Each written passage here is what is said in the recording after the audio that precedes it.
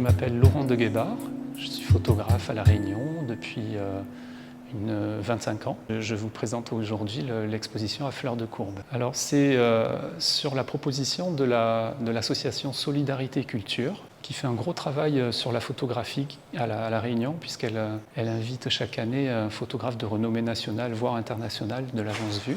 J'ai eu l'occasion de voir une pièce de théâtre qui s'appelle Grosse, qui a été jouée par la comédienne Sylvie Debras. C'est elle aussi qui a conçu sa pièce. Et j'ai beaucoup aimé cette pièce qui traite justement du sujet de l'obésité, avec un humour, avec une problématique, on va dire plutôt, que je ne connaissais pas du tout. Et la pièce nous ouvre justement à la compréhension de tous ces facteurs qui génèrent justement cette maladie et qui sont loin d'être aussi caricaturaux que ce qu'on peut imaginer.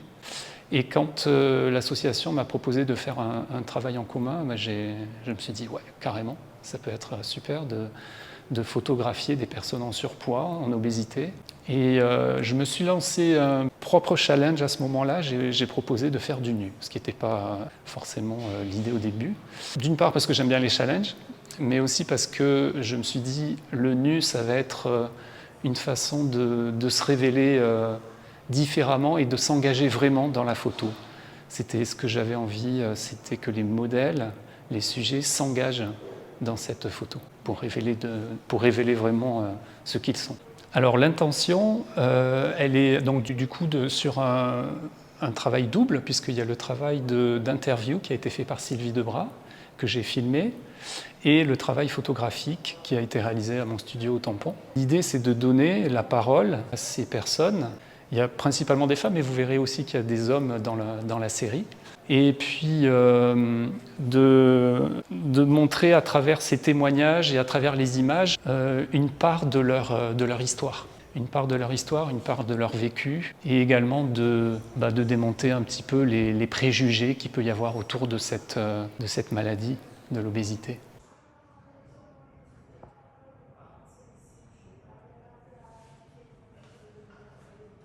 Il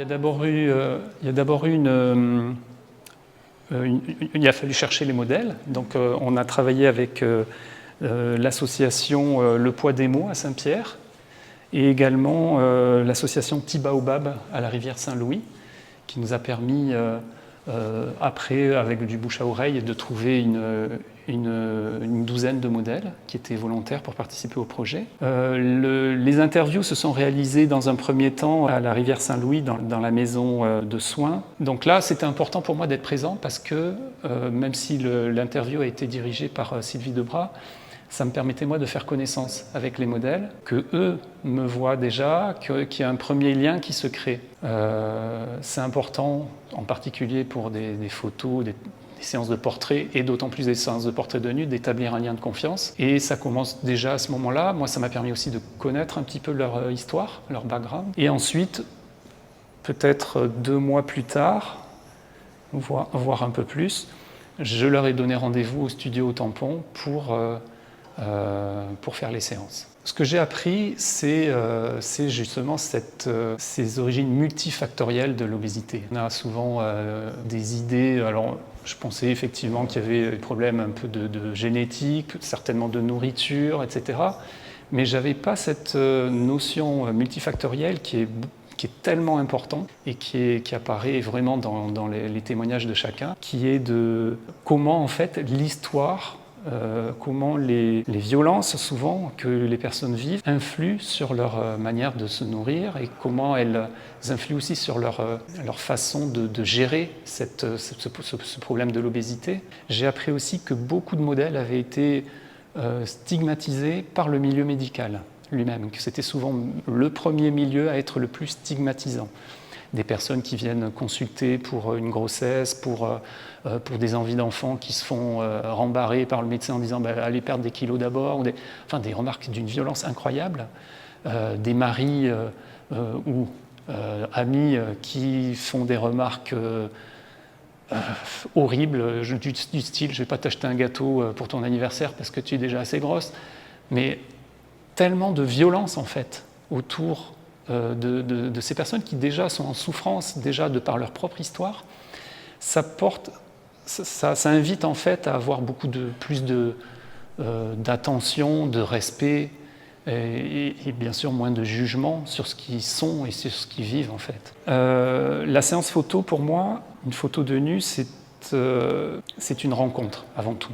Montrer un nu, c'est pas montrer un corps, c'est atteindre une histoire, une sensibilité, une certaine spiritualité parfois aussi. Ça demande tout d'abord d'établir un espace de confiance. Les meilleures photos, elles sont toujours quand l'espace de confiance est installé. Et c'est souvent à la fin de la séance, quand vraiment les modèles ont déjà vécu 1 heure ou 2 ensemble, que là, il y a ce lâcher-prise un petit peu qui permet d'aller capter, de recevoir un moment fort.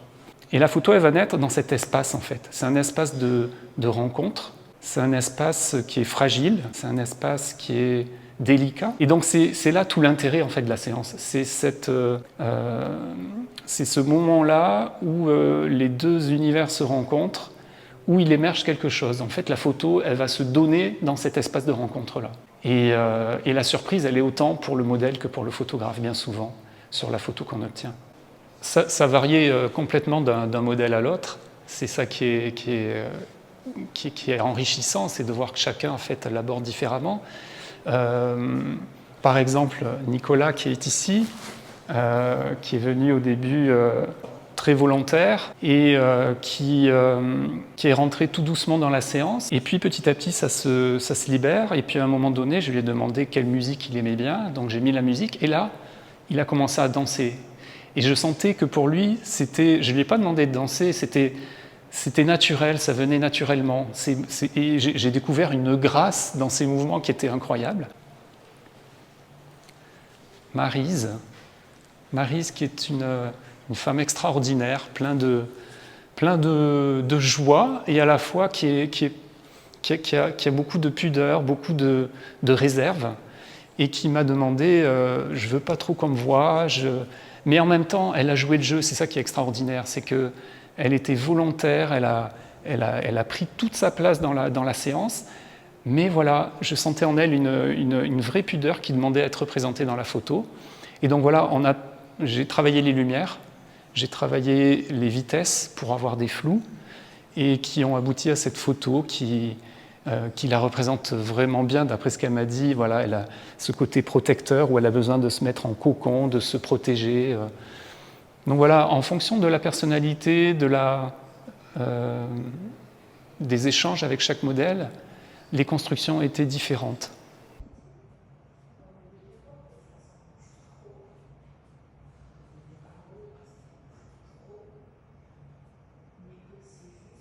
Moi, j'ai principalement fait du reportage avant de me dédier plus spécifiquement au portrait. Donc, j'ai ouvert un studio il y a 8 ans au Tampon.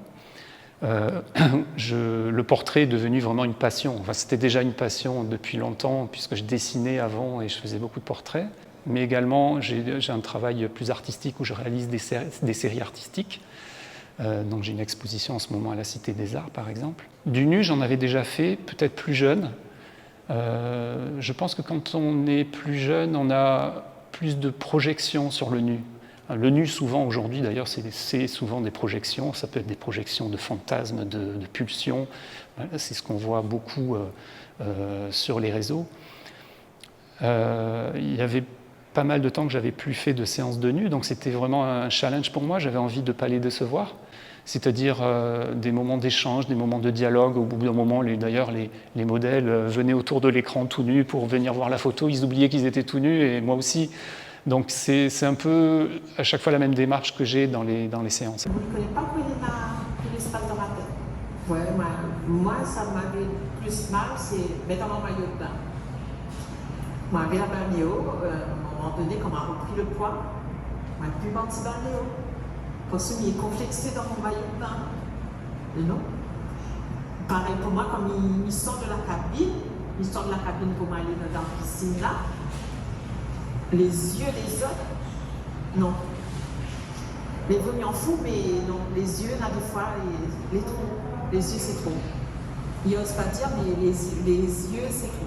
On a eu la chance d'avoir Annie Grondin qui est venue conter le conte Tirondeau, Rondeau, je crois que ça s'appelle, qui raconte l'histoire d'un petit garçon en surpoids. Elle a été accompagnée de Gilbert Pugnat. C'était l'occasion pendant le vernissage de créer un événement, de créer une animation qui a beaucoup plu. Et puis ça a été une collaboration aussi avec Sylvie Debras, une comédienne qui a joué la pièce Grosse et qui a elle-même vécu tout ce parcours du regard des autres, de la difficulté à accueillir son propre poids, etc. Donc qui a cette sensibilité-là et qui a pu justement pendant les interviews accueillir et stimuler les confidences parce qu'elle est, elle, concernée aussi par cette problématique. Alors moi, ce que j'attendais avant tout de cette expo, c'est la satisfaction des modèles. Et ça, je crois que je l'ai eu. Ils sont venus le jour de l'expo, ils sont venus avec leur famille, avec leur mari, ils sont venus me voir, me remercier. Donc ça fait remercier Sylvie Debras aussi pour les interviews. Donc c'était très très fort, c'était un moment incroyable. Des mamans qui sont venues avec leurs enfants. La salle était comble, ils ont eu des témoignages de personnes qui ont vu leurs images, qui sont venues leur dire combien ils les trouvaient beaux, combien ils avaient été touchés par les témoignages, par les interviews. Donc ça, oui, c'était un vrai succès. J'étais très très heureux de voir cette ambiance-là.